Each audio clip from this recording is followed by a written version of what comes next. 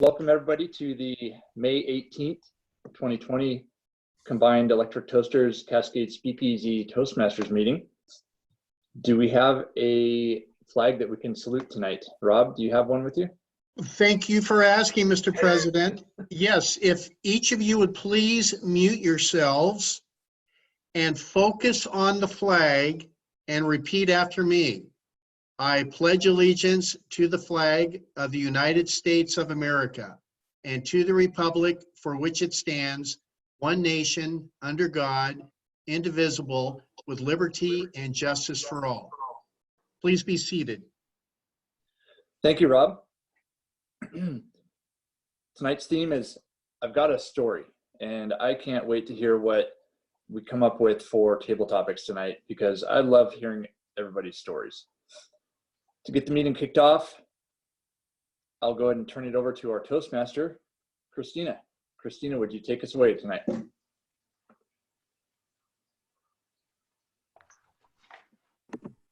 This will be better than hand signals.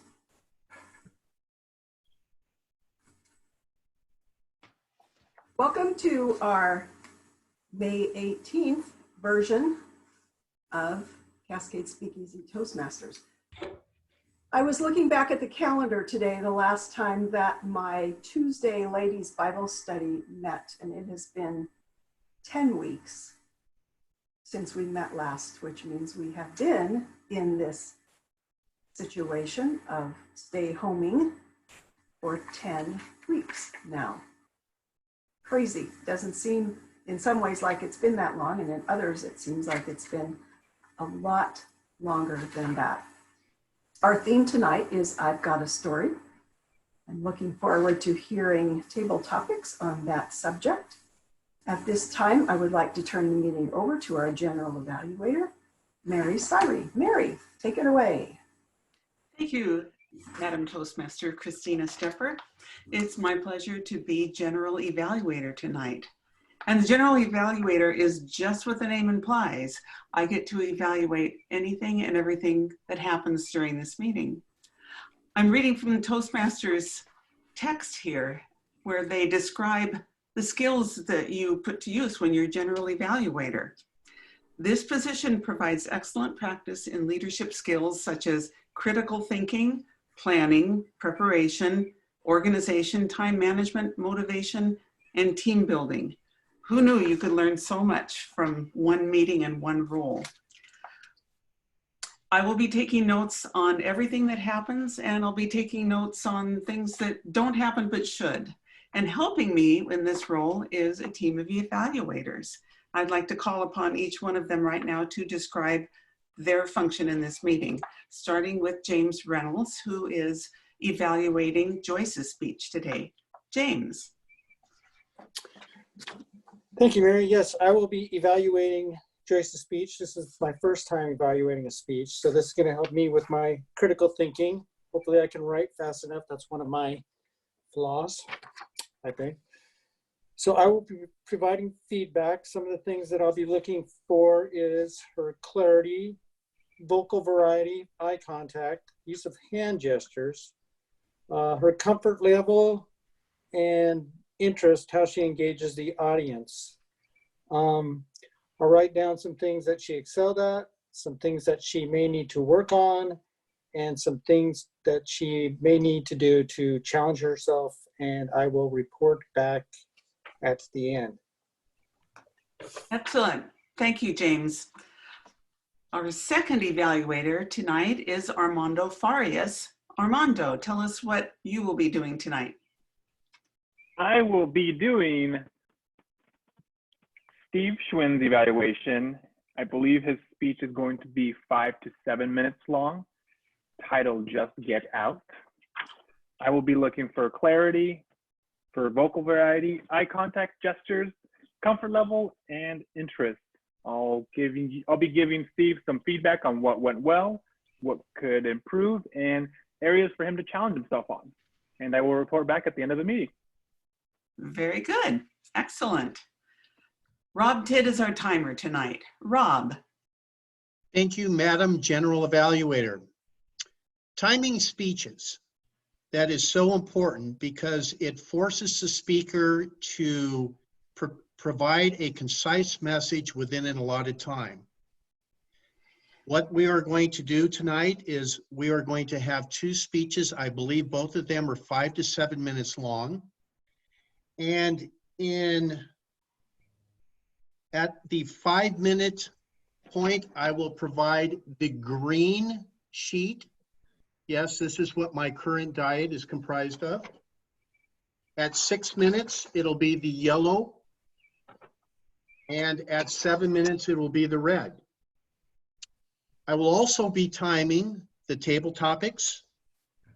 And the table topics will be 1 minute at the green, 1.5 will be the yellow, and 2 minutes will be the red. The evaluators of the speeches will be allotted 3 minutes. So at 1 minute, I will provide the green vegetables.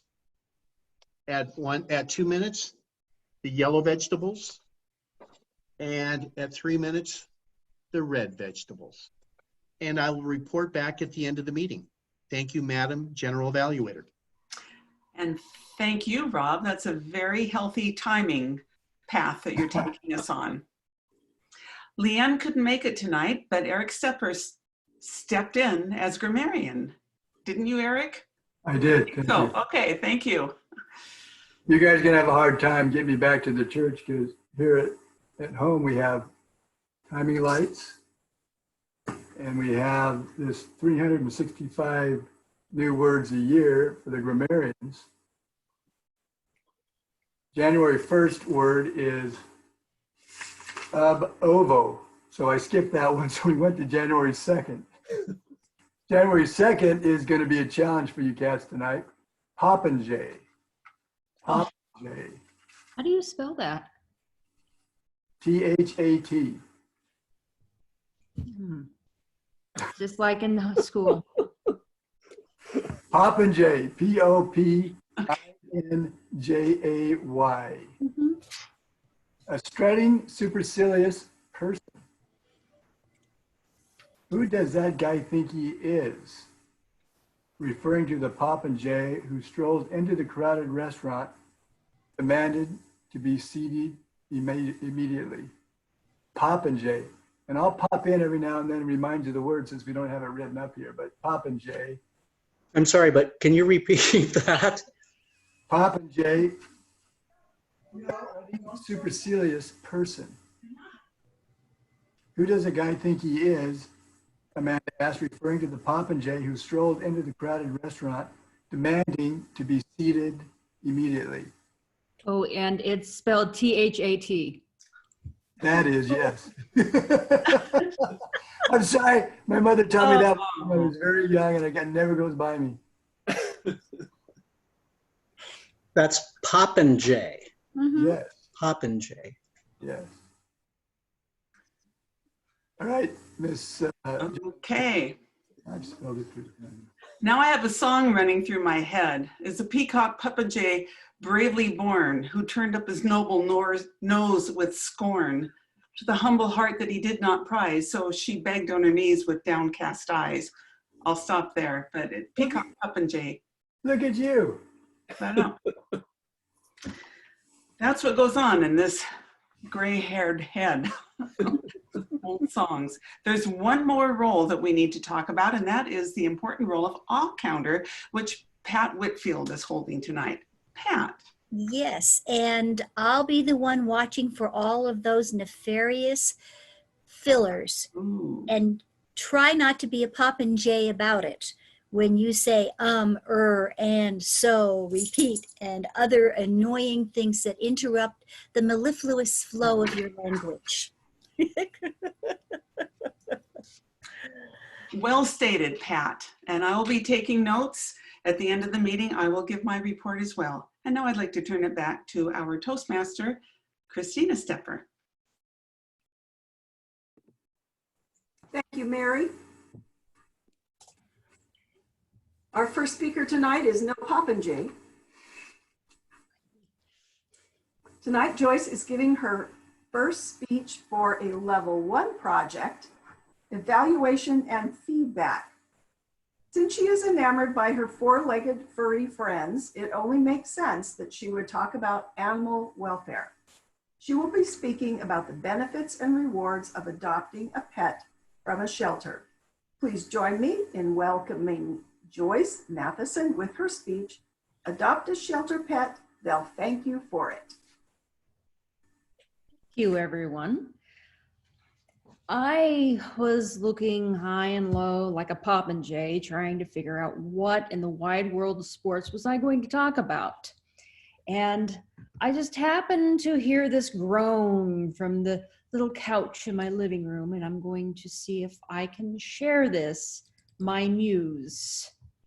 This is my muse. She is my pound cat. As you can see, she is spoiled rotten. She's probably high on nip in this picture, but I got to thinking of all the animals who are in shelters that are in the place that she was when I first met her. I thought, let's do a speech on this. I did some fact finding and I found that 6.5 million companion animals are in shelters in the United States of America per year. Do you want to know how many actually get adopted? 3.2 million. It's a sad stat. And I thought, why? Most of these animals, they're not useless. They're not bad. Most of these animals are because they were in a home which the owners, they got divorced or they lost their job and had to move away, and they couldn't take care of their dogs and cats anymore. Therefore, they had to go into the shelter. And I thought, let's see why. And I'm having a brain fart, please forgive me. I thought, well, let's take a look what's so good about the animals. Well, first of all, they're cheaper. Yes, they are cheaper to adopt than going to a breeder and spending $3,500 for a puppy that you don't know is going to be healthy, because there might be some inbreeding going on there. Many backyard breeders, they don't care, but the rescues that save them do. And if you adopt from the Humane Society, they make sure that the animals, when they come in on intake, they get their shots, they get spayed or neutered, and they make sure that they're in good health, because if they don't have it in good health, the animals, they could spread disease to other animals. So when you go to adopt, you're basically getting a healthy animal. As for the veterinarians, they come usually every other week to take a look at the animals and make sure that everything's good. You couldn't do better if you tried. My third point is mixed breeds, AKA mutts. Those are my favorite kind. You never know what you're gonna come up with when you deal with a mutt. They have less pre-existing conditions. When it comes to purebred dogs, if the breeder does not have the foresight to not overbreed and siblings and cousins, like the royal family in the olden days, you've seen portraits of royalty, and it doesn't look good, and it certainly doesn't look good for Fido when his parents are sisters. You can just hear the banjo music. It's horrible. So when you have a dog that is part blue heeler and part whatever jumped the fence, you will have a longer time with that animal than, say, a Pekingese with hip dysplasia. Not everyone has time for a kitten or a puppy, or as I call it, a walking garbage disposal. We had this dog named Jake, purebred dog, hunting dog, supposed to be just wonderful for the family. Jake was special, as in Jake would go and chew on Christmas lights when they were plugged in, zap himself, pass out, come back to life, and start chewing again. Meanwhile, we had another dog, Sarah Jane, who was a mutt, would sit there and watch him. You could just see her shaking her head, thinking, I'm the peasant? The best part was Jake chewed Dad's golf shoes, and after he did that, we used to have parties on our lawns, end of season for pickers. My mom and dad are orchardists. And Jake once grabbed a 6-pack of beer cans, punctured through them with his teeth. Thought it was great fun and was lapping it up. And we had a drunk dog in our yard. It was the best. You should have seen The Hangover. But at least if you have the pick of any dog, getting back to the point, you don't have to get a puppy. You can get one that is young at heart, who loves watching TV as much as you do, hog the couch, eat Doritos, even though you're not supposed to give them to the dogs. Believe me, the gas is horrendous. And you just have yourself a best friend who knows its way around a leash, and all you have to do is say, walkies, and they are there. I find that, in conclusion, adopting a pet will bring joy, companionship, and satisfaction of saving a life, but will also bring lots of love and joy in the life of the animal that you have prepared what we call a forever home. Thank you. Thank you, Joyce. Could we please have a minute on the clock, Mr. Timer, for evaluation?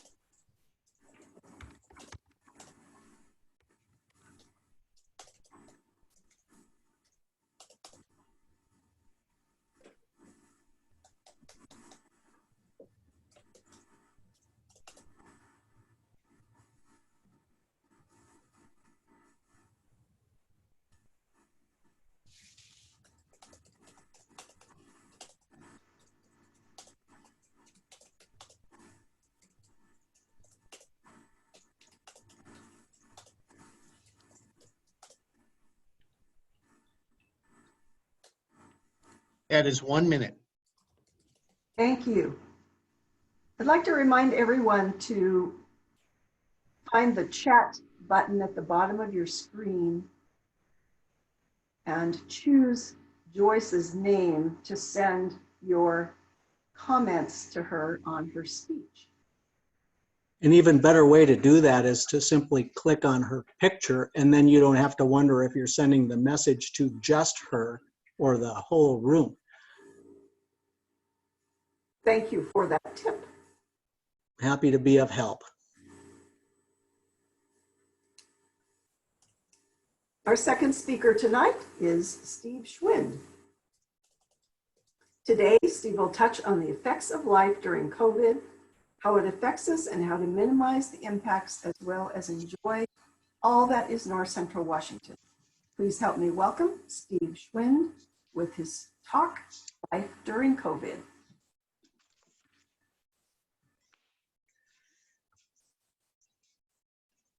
Just get out is the catchphrase of a local website here called WenatcheeOutdoors.com. It's a great place to gather information to run, jump, and skip in the neighborhood, which is part of what I'm talking about tonight. Going outside, we know, is a healthy activity and has lots of good upsides. There's no membership dues to the gym when you walk out your back door. activities outside provide us with free vitamin D through absorption by the sun, a boost to our immune systems, probably from sampling mud pies, particularly when we're 5 or 6. We burn more calories, we work out longer, and we work out harder, probably because it's more enjoyable than looking at yourself in a mirror in the gym. We also benefit from the exercise of our minds as a result of being outside, participating in a variety of activities and exercises. Madame Toastmaster, fellow Toastmasters, I want to talk to you today about the benefits of good health, the Wenatchee Valley, and an unexpected benefit in the time of COVID, which is a wonderful new way to fight the virus. Referring back to exercising our mind, a gentleman by the name of somebody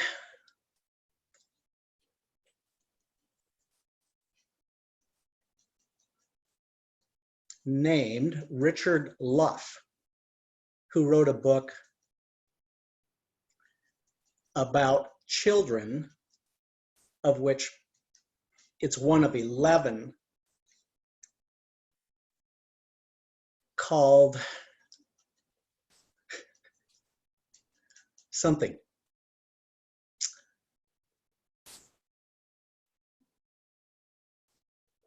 His book is Children in the Wild. He coined the phrase nature deficit disorder to explain what's happening with our children today. As a result of moving indoors, they are experiencing negative effects. They're becoming more boisterous, less behavioral,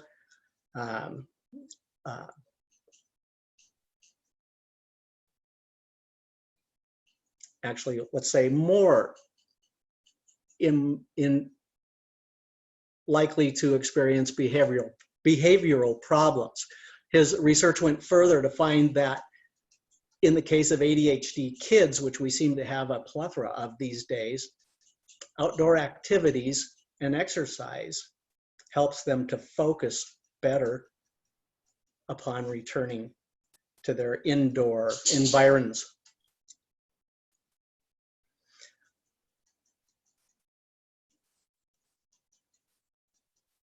Encouraging folks to move outside is good for our health, but the really great part today is that it's helping us to combat the COVID virus. In the thick of the COVID virus in China, a researcher by the name of Huan Tian and 3 of his colleagues conducted a study which they submitted to the Med Archives, a worldwide clearinghouse of information, to share that out of 7,324 cases of COVID, only 1 of them resulted from outdoor activities or engagement.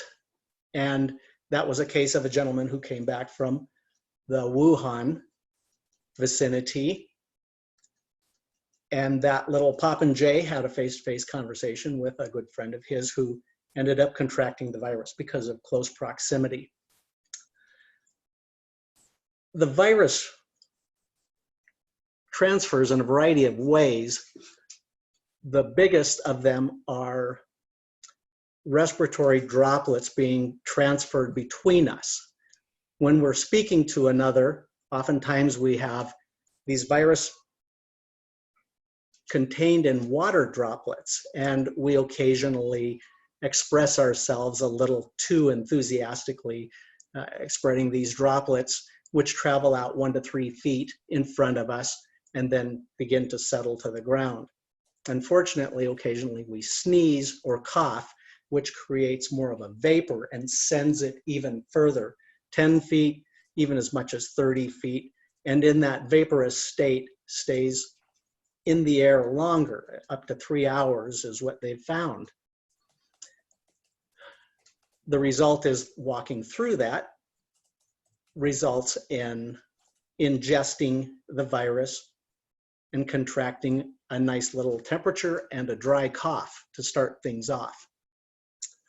1 or 2 droplets of that virus being ingested has really no impact to us. We do have immune systems that are capable of combating minimal exposure. When we get into the hundreds and thousands of droplets walking through that vapor path, we experience a case of COVID virus happening to us. As we know, there's a variety of symptoms that occur. Maybe it's good and maybe it's not so good. The virus droplets disperse rapidly when we're outdoors.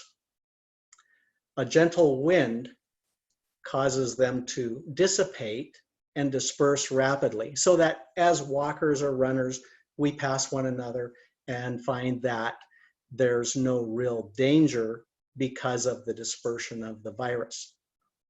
Indoors, that changes a bit.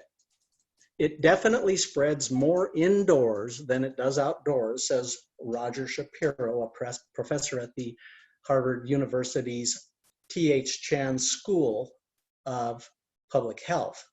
The virus can't magically teleport. It needs a cough or a sneeze, something, singing, talking, spitting.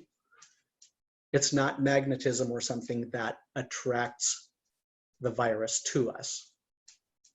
Studies further suggest that outdoors, in the coming warm weather, we will find a further curtailment of the virus because they do not do well in warm weather. They grow weaker and die off. We have good things to look forward to as the weather improves. I tell you all this because it gives you a little idea of why you should get up off the couch and head out that door.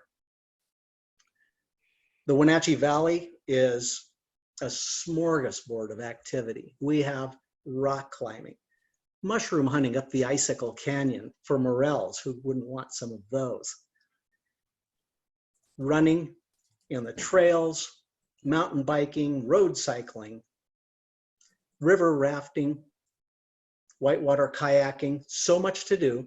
And if that sounds a little too adventurous for you, head down to the Riverfront Trail and just take a nice brisk walk. Go for a mile or do the 11-mile loop. You're going to enjoy the views and you're going to be beating back COVID. Madame Toastmaster.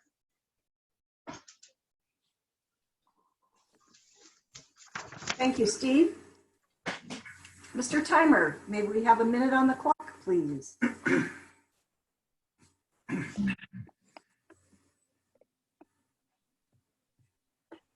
I thought I'd bring back a classic. It's been a while.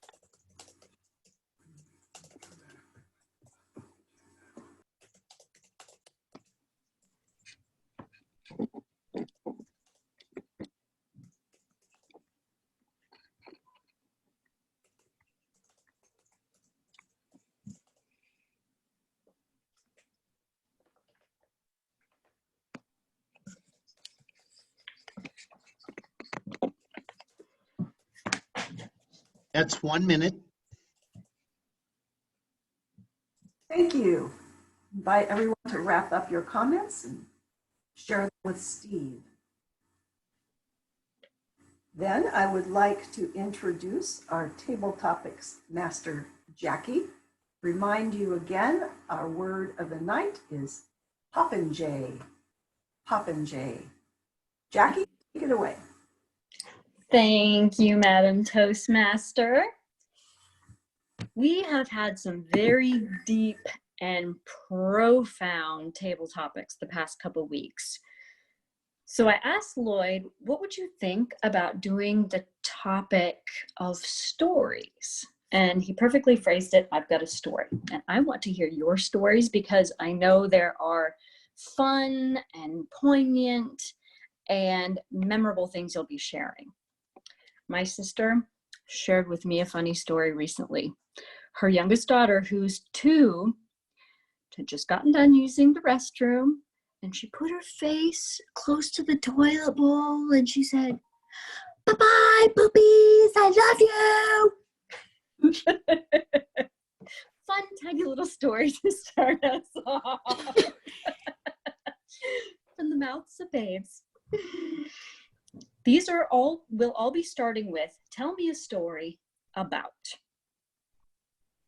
In the vein of children being funny, tell me a hopefully funny story about one of your children. Ian.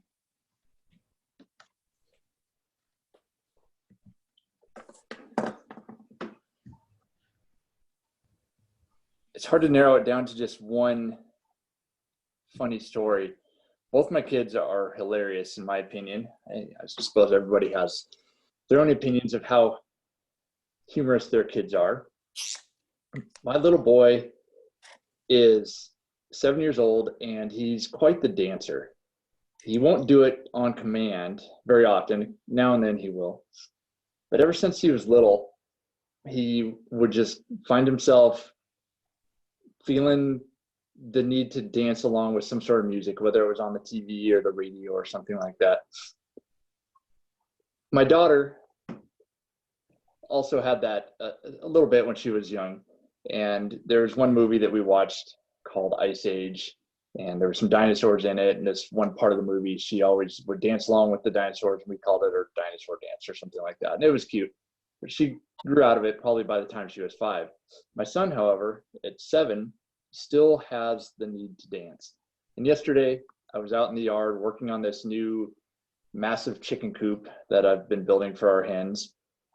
And I'm sitting inside. My wife is on one end to what is going to be the door, so it was open. And from where I'm seated inside this coop, I'm looking out this small 12 by 12 door, which is the area that the hens will come in and out of. And just on the outside of that is a bunch of scrap pieces of lumber that I'd offcast from other cuttings. And my little boy was over there playing with a couple of Hot Wheels. He built some ramps and things like that. And I had the radio going because anytime I do some work outside, I've got to have my portable radio with me. It just keeps me motivated. And a song on the classic rock station came on, and I just happened to see my little boy just start doing his thing. And I motioned my wife to look around the corner and said, "Look at Cooper." And of course he stopped. So he's looking at us and says, what's everybody looking at me for? I said, "Do that dance again. Show your mom." He says, "What dance?" "The one you were just doing." He's got a blank look on his face. He honestly had no idea that he was dancing. It comes so natural to him that he literally during the day, multiple times during the day, I will probably catch him dancing, and he has no recognition of the fact that he is just enjoying life so much that he can go on about his daily routine and throw in a little dance moves here or there. Thank you, Madam Topics Master. Thank you, Ian. Maybe we'll see him on the stage someday doing his dance, aware of it at that point in time. Tell me a story about something funny or memorable that has happened in your classroom, Pat.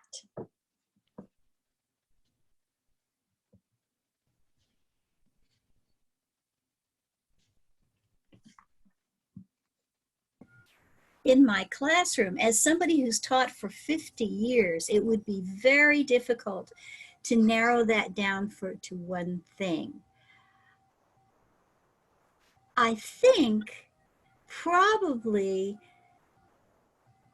it isn't necessarily funny, but it is thoughtful and kind in the way that kids are. what it pertains to is, I don't know how they found out that it was my birthday, because that's not personal information that I share with children. You know, guess what? I have a birthday coming up. It's like you're asking for a gift.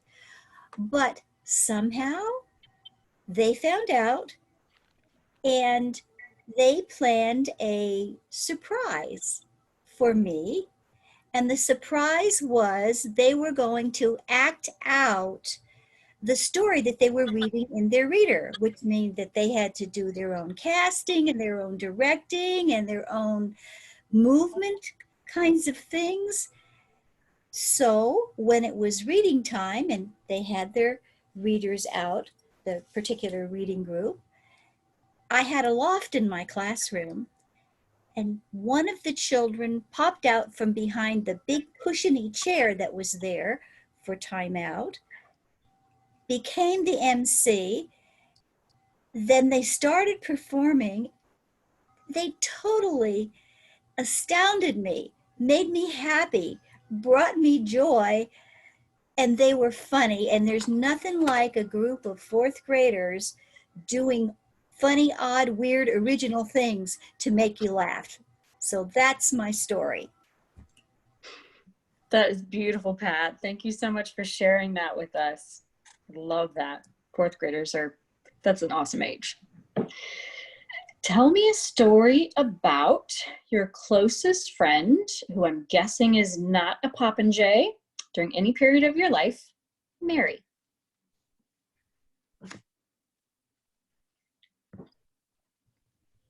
I was feeling a little isolated last week. I dropped an email to my good friend Rosalind. She moved into my neighborhood, which was 2 miles down the road, when we were 12 years old. She came from Roundup, Montana, and her dad was the Lutheran minister.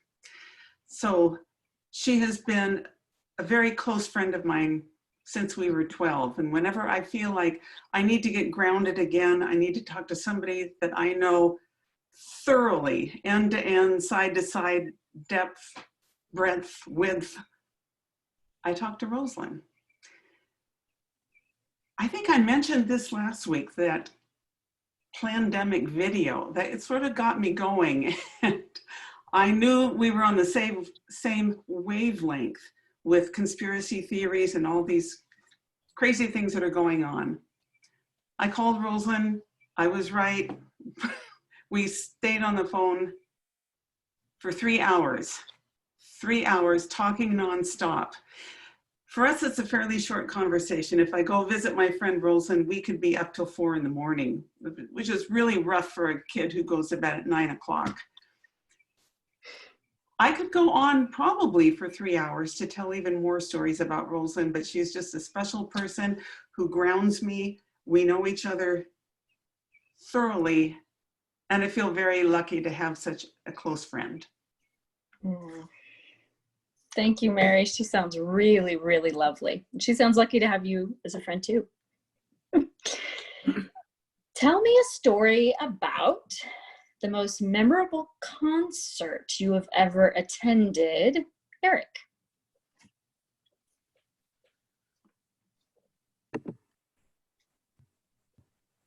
I became unmuted.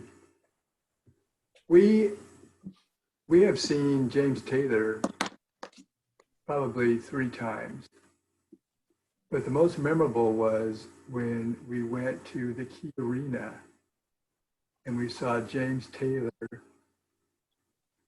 and Carole King together. And they were on this round stage in the middle of the Key Arena that rotated. It was so much fun. It was like we were in their living room. We were probably about halfway up, so we were kind of far away, but we had binoculars, but you could just hear them and just feel their love for music and their love for each other and their love for storytelling.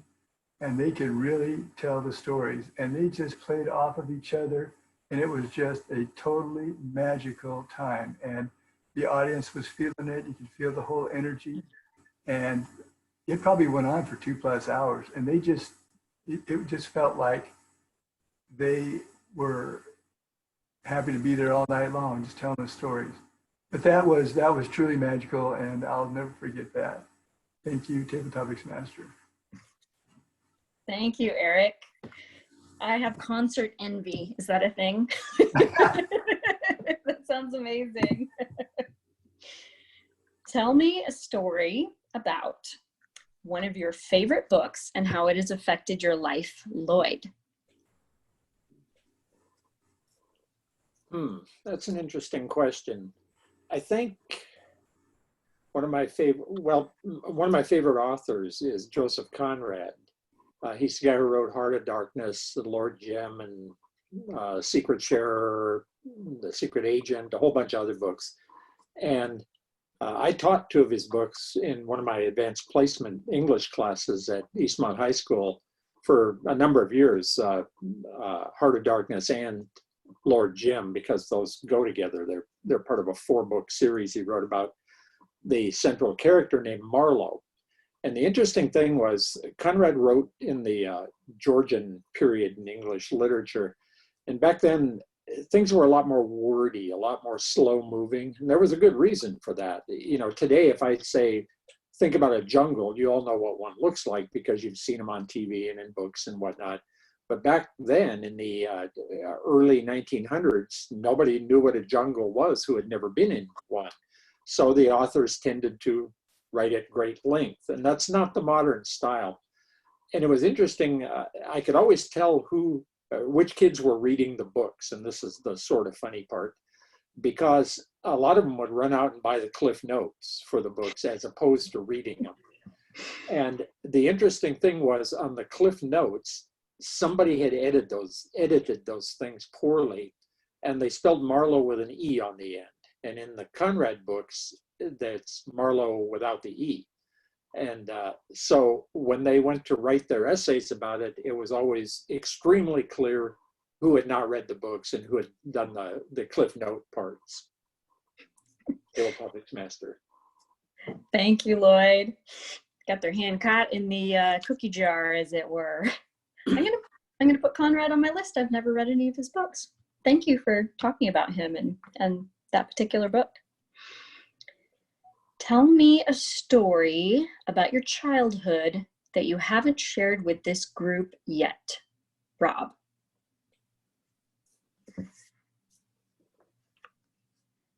Would someone like to time me? When I was a teenager, I did a number of really stupid things. But one of the things that I did that was really stupid, I worked on the Trans-Alaska Pipeline. And every day walking up and down the pipeline, we would see bears.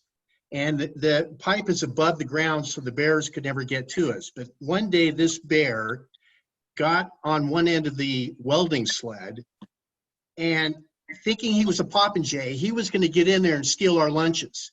And I said, no way. So I jumped down, and this black bear was on one end of the welding sled. I was on the other, trying to hold the lid down, and he ripped that lid off and started getting into the lunches. Well, stupid me, I went to his side of the welding sled as he was eating a cupcake, and I touched the back of his head. And that black bear reared back with a giant paw and then went back to the cupcake. So the moral of the story here is, I feel I was given a second chance at life because I saw my life pass before my eyes that day, and I never did anything quite as stupid as that ever again. Thank you, Table Topics Master. Thank you, Rob. That must have been an incredible experience. Whew. It Bears. Oh.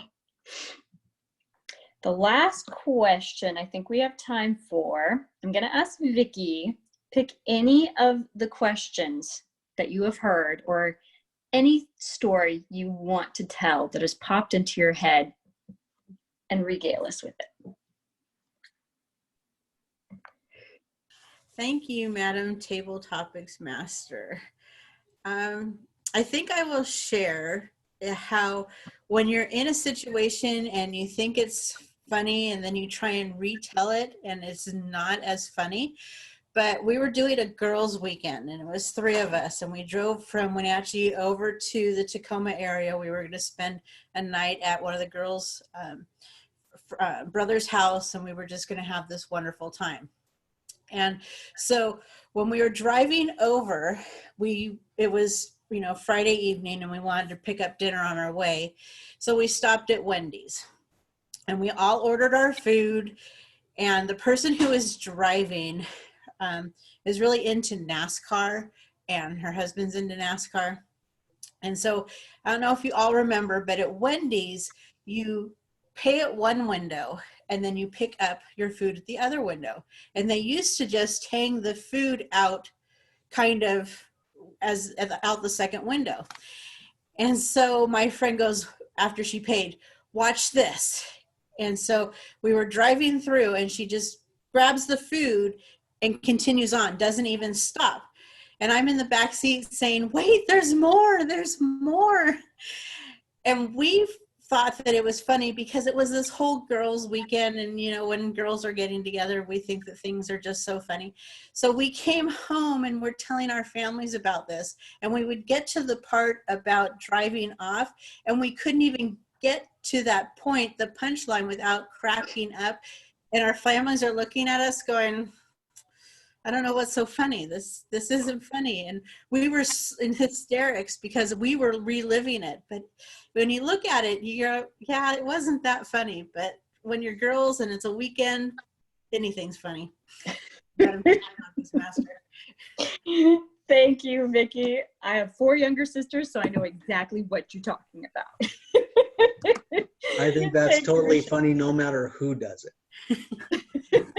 That's right. Oh, thank you for the wonderful story. This has been such a fun table topics for me to moderate, and I will take it to Madam Toastmaster Christina. Toastmistress. Thank you, Jackie. It is my pleasure to turn the meeting back over to our general evaluator, Mary. And thank you. Let's get started with the evaluation portion. Always very important in Toastmasters. We had 2 speeches tonight, and James will be evaluating Joyce's speech. James. Thank you very much, Mary. Okay, I'm going to give this a shot, first go around. So I guess right off the bat, I like your use of humor, the picture of the cat and the comment about the catnip. It kind of draws me in a little bit anyway. So I thought that was a pretty good introduction. I like the use of personal stories, me personally, trying to engage me or the audience in what you're talking about. You seem to have a lot of passion about animals and seem to be very knowledgeable about what you're talking about. You come across as very comfortable in front of the camera anyway, and your speech is always very clear and understandable, so excellent job on that. Some of the other things I noticed, as far as comfort level, you might need to work on it just a little bit. You mentioned a brain fart, which we all have all the time. And then with the use of the stories, I kind of got lost a little bit on what the point was when you started talking about one of the pets that you had, I think as a child. It might have been Jake or something. And then you finally brought the point back along, but I kind of got lost in that whole thing. So that would have been a little more beneficial to shorten that up, or a little less use of stories and more, I guess maybe even just a little more statistics on the animals and whatnot would have drawn me in and been more influential to me. Maybe just a little bit more practice on the speech itself. And I'm an engineer. I like structure. So, a specific introduction, then your body, and then a conclusion, which I think, as far as the body, you had some key points there, and that was good. So I liked that part of it. As far as things to work on, or maybe to challenge yourself, more use of hand gestures. I mean, I think you try to do a few, and I agree. I think sitting down, it's it's hard to use hand gestures, and we just throw them up there because we know we're supposed to use our hands like I'm doing now. I got to use my hands to get a point across. So, and then maybe even just stand up. Maybe that would be better. I don't know if you could do that, if you could actually just stand up and go with that. But yeah, overall, I thought it was a pretty good speech. Maybe just working on the structure. Like I said, I kind of got lost in the middle of it when you were talking about the story. But yeah, I thought you did a fine job. Thank you. And that's all I have. Thank you, James. Our second speaker was Steve, and Armando is his evaluator tonight. Armando, tell us what your evaluation of Steve's speech is. All right, Steve, are you ready? No, I think so. The areas that you excelled at that I really appreciated was you talked about the outdoors. You really enjoy the outdoors. We could all sense that you really enjoy the outdoors, which I really appreciated. I liked how you said at the beginning that you sampling mud pies, because I feel like at one point in our lives, we've all done that, or at least attempted to make mud pies and maybe eat them. I appreciated that you set us up on what your speech is going to be about. You explained these are kind of the three topics that we're going to be talking about. You painted a great picture on what you were going to talk about. And then you brought it back full circle once you were done with your speech. After talking about COVID, you brought it back to why we want to be outside, why it's good to be outside. So you ended on a happy note. Some of the things you might want to work on is your speech was very packed of facts. You had a lot of facts in there. And when you were trying to recall that book title, you did take a long pause, which was actually really amazing because you took those pauses and you didn't fill those with anything but your thoughts. You were thinking, you were gathering your thoughts, which you did a great job with that. But having those facts on the forefront of your mind, so that way they're just coming out right as you're going, just to keep that speech nice and smooth. And then just to challenge yourself a little bit more. I know it's difficult. We talk about using our hand gestures, but it seems like when you first started your speech, you were a little nervous trying to gather everything. And as the speech went on, then those hand gestures came out and you kind of started to explain a little bit more and used your hands more, which I thought was really well done. As far as your clarity and your vocal variety, you did a great job with it. You're very well spoken. You speak nice and smooth. You don't use super big words that maybe confuse some of us. And you were very in tune with the audience. As far as eye contact, I wasn't sure. You were looking to the left and the right of your computer screen, so I wasn't sure if you were just gathering your thoughts. And then I thought it was very interesting on how you explained how COVID works outdoors. And that drew me in to want to really listen and really understand on how COVID with the wind, it dissipates and it goes away and then you walk through and it's okay. So that was very well done. And overall, I really enjoyed your speech. I think you did an amazing job. It was very informative and you did a great job painting a picture on what your speech was about. Madam General Evaluator, thank you. Thank you, Armando. Rob was our timer tonight. Rob, how did we do? Everyone did very well.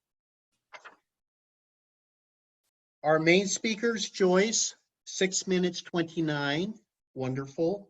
Steve, little long, it was at 8 minutes and 42, but I know what you were trying to do was accurately tell us those facts and figures, and I know that kind of held you up a little bit, but otherwise it was very good. Table topics, Ian, you were at 2 minutes 42, Pat, 1 minute 48, Mary, 1 minute 34, Eric, 1 minute 14, Lloyd, 1 minute 47, Vicky, 1 minute 57, and I think I was somewhere in the ballpark. 102. A little short. Our evaluators this evening, James, you were at 2 minutes 50. Armando, 2 minutes 35. Your evaluations were wonderful.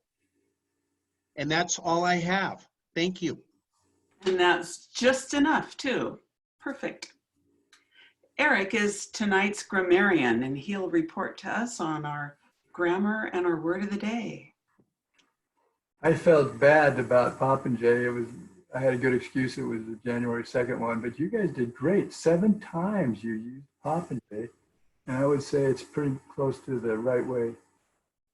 Pat used it, Mary used it, Christina used it, Joyce, Steve, Jackie, Rob. Very good. I didn't hear any egregious uses of improper grammar. Some good words I liked, or a phrase, Joyce, you said, thrown from the couch in referring to your cat. Steve, you said run, jump, and skip for getting outside and getting exercise. You also said plethora and smorgasbord. I like those words. Jackie, when you handed it over to Vicky, you said regale us, which is apropos for the theme of the night, story. So I thought that was great too. Great job, guys. This general evaluator. Great, thank you, Eric Stepper. Patricia, Pat Whitfield, is our all counter tonight. Pat. Okay. Well, I'll tell you, the most overused word of the evening was and. However, here's the tally. Ian had 5 ands and 1 so. Christina had 1 Mary had 2 ands and a repetition, nose Norse. It kind of slipped right in there. James had 8 ums and 4 so's. Armando, 3 ums, 1 and. Rob, 1 6 ands, 1 well, 2 so's. Joyce, 5 ands, 1 but, 2 so's. Steve, 2 ands. Lloyd, 1 4 ands, 1 well. Jackie was pure.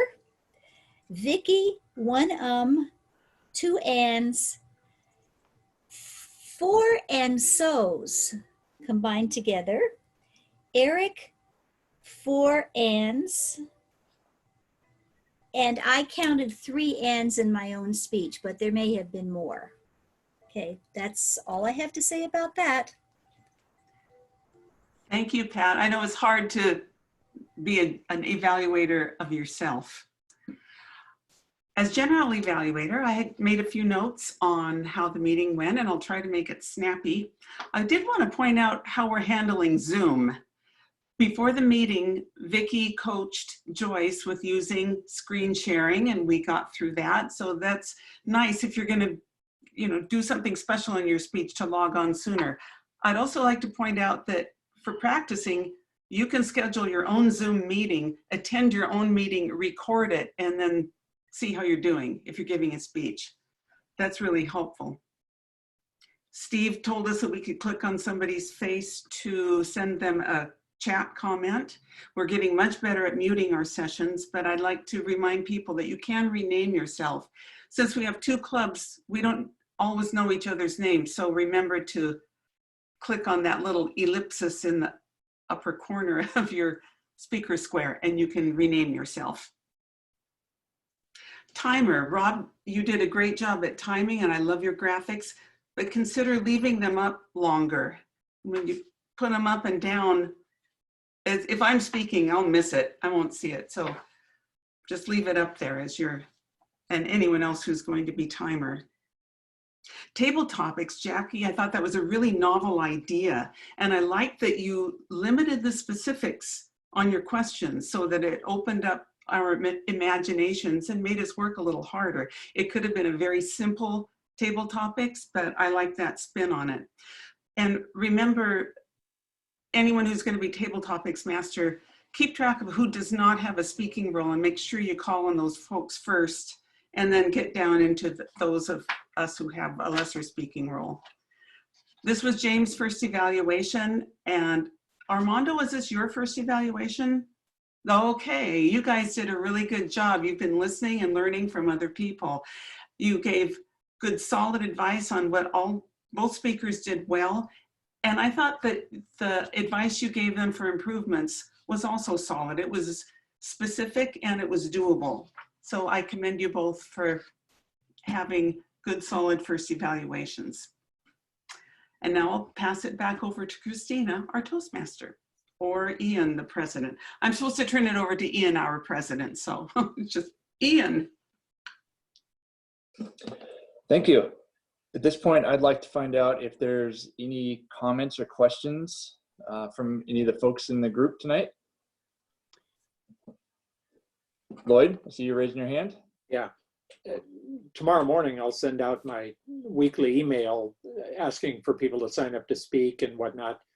And be sure to remember that if you want a particular role in the meeting, just ask for it. And I'll make sure you get it. That's what Jackie did. She asked if she could be table topics master, and then she also suggested the topic area or the prompt or theme or whatever you want to call it. And so any job or role, if you feel like taking a shot at one, go for it. Everything in Toastmasters is learn by doing, and that's how you learn. Our two evaluators tonight, by the way, did an excellent job of doing exactly that, learning by doing. Steve, I saw you raising your hand. I'm curious, with having totally blown this speech, then there's a second go round on it. Is that, what's that? I don't think I have that completely clear in my mind. The goal is to improve upon one's performance. Lloyd, I think you're probably the best one to expound on that. The project you're working on is the second project in level 1. And the idea is you give a speech of any topic, and that's what you did tonight. And then you give either a different speech or the same speech, again, incorporating the feedback you got from the first one. So if you wanted to do this speech again, for example, refine it and do it again, that's completely okay. Or you could do a different speech, but the idea is to incorporate the feedback that Armando gave you. And ideally, Armando would evaluate him again.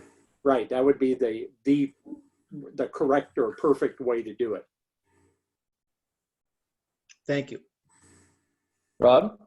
Ian, I'm sure you're going to bring this up, but we want to be sure and vote on the speech of the evening. So I don't know who you want to select to gather those votes, but you'll need somebody. Okay. If you guys send them to me, I will actually gather those.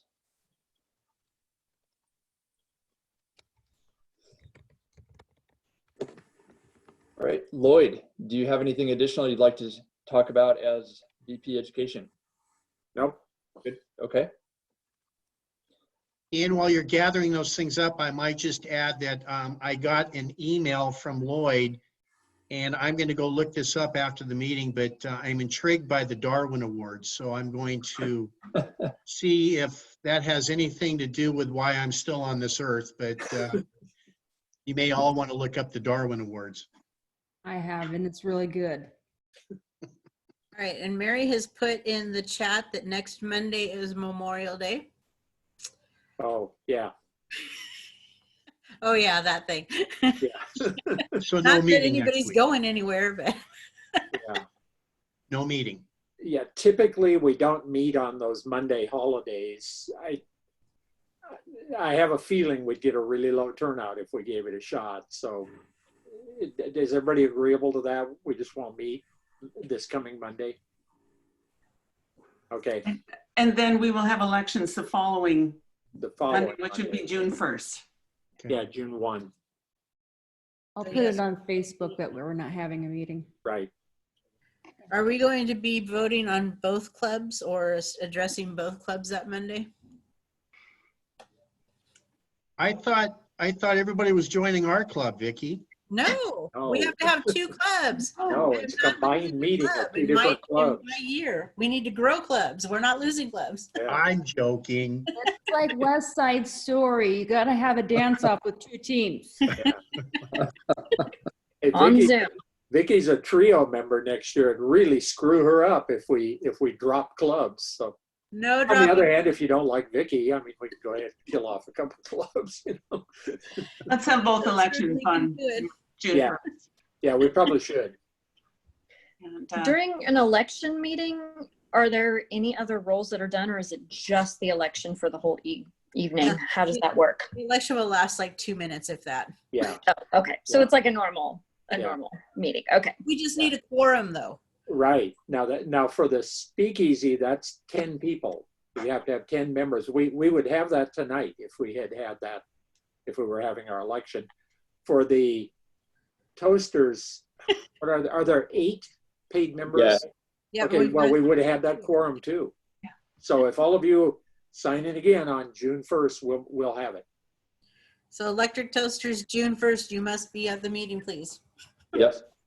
We need 4 people from the toasters and 10 total from the speakeasy, and there are 3 of us who overlap, so. All right. Well, Wait, Eric had his hand up here. all right, go ahead, Eric. For Cascade, we need 3 more members to meet another goal by June 30th. So if you're thinking of somebody, you know those cats out there that are just filled with uhs and ers and ums that need to be part of this group. So let's try and be a little more intentional on that. 3 more members. Yeah. And when you get the agenda on, usually it comes out on Thursday, you know, just forward it to anybody you can think of who, you know, tell them they should feel free to sign up as, or sign in as a guest. If they just click on that link at the top, that works for everybody. They don't need passwords or anything. All right, Ian, did you get the tally? I did, and I thought for a moment we were going to have a 4-way tie, and 1 vote came in that announced the winner. Tonight's winner is Joyce. Congratulations, Joyce. Oh, With that, the only closing remarks that I have is I'd like to thank all of our attendees tonight, and I'd especially like to thank Mary for her work as the area director, and looking forward to moving on into our new group of leaders starting in June. And I hope all of you are excited about trying out a new role in your respective Toastmasters Club. With that, meeting adjourned. I'll see you all on June 1st. you know, it's going to be funny when we finally get back together the first